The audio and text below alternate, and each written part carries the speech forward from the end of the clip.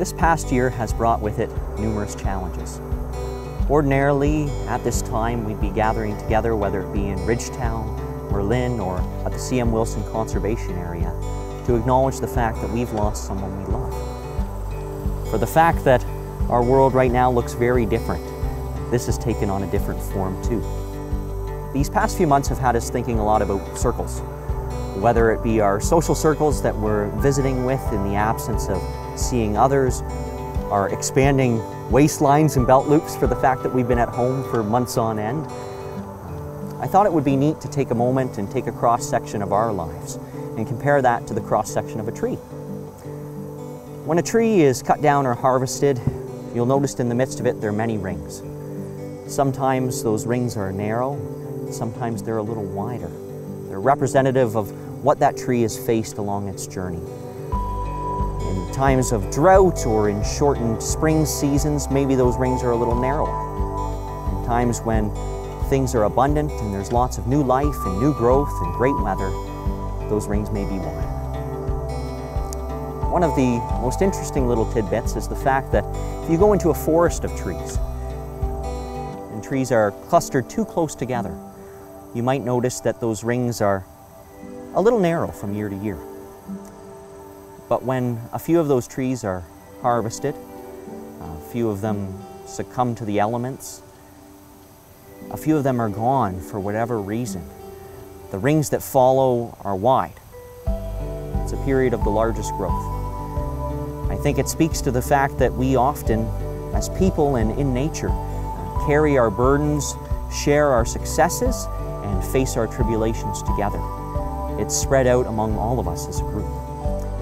Trees are much the same. And although there are times in our lives when we face a loss, whether it be through death or just in the absence of being able to get together, as challenging as it may be, it's an opportunity for growth, for renewal, for a chance to look at our life and take it off in a new direction. I'd like to share with you a short passage of scripture from the book of Leviticus. Now, most look at this particular portion of the Bible as a list of daunting rules and expectations for living. This passage, in my mind, is an exception. I will send you rain in its season, and the ground will yield its crops, and the trees their fruit. Kind of sounds like a colloquial page from the Farmer's Almanac. We're going to face the rain in our lives. Moments when our assurances are knocked about, when what we know is washed away, and you and I are left a little wet and bewildered. Although a wrinkle may not rear its head with any sense of predictability, something sometime is going to send you and I into the midst of a rainy season. But in that same bold, blunt manner of fact, we are promised that there will be new growth, excitement, fruit, foliage, and good things. The big challenge is not losing sight of one season when we're living in the midst of the other. I can't think of a better model for rising to that challenge than what we're partaking in right now. In planting trees for those we love, in working with a conservation authority, we're working to meet the changes and the needs of our planet. Innovating, educating, and preparing for often scary predicted outcomes.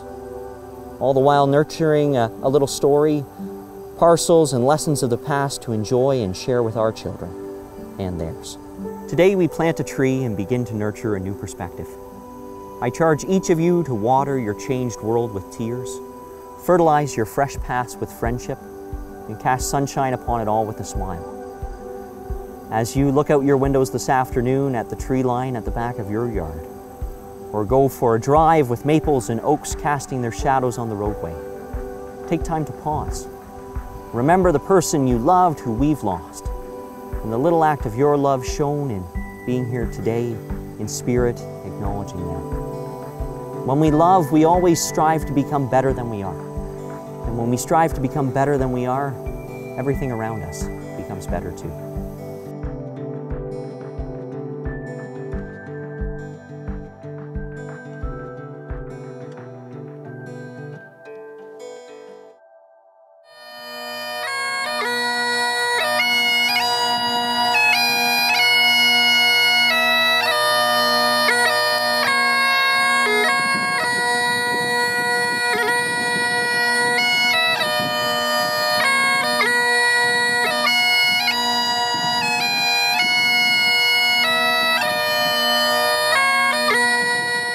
Advice from a Tree by Ilan Shamir.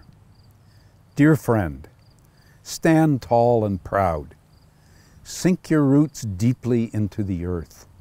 Reflect the light of a greater source. Think long term. Go out on a limb. Remember your place among all living things. Embrace the joy of the changing seasons, for each one yields its own abundance. The energy and birth of spring, the growth and contentment of summer, the wisdom to let go of leaves in the fall, the rest and quiet renewal of winter.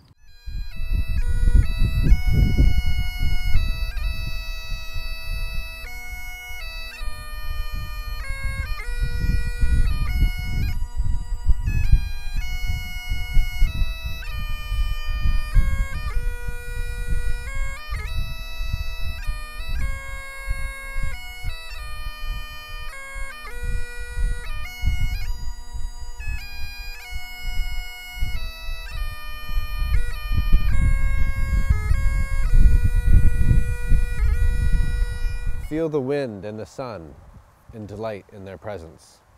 Look up at the moon that shines down upon you and the mystery of the stars at night. Seek nourishment from the good things in life. Simple pleasures, earth, fresh air, water. Be content with your natural beauty. Drink plenty of water. Let your limbs sway and dance in the breezes. Be flexible. Remember your roots. Enjoy the view.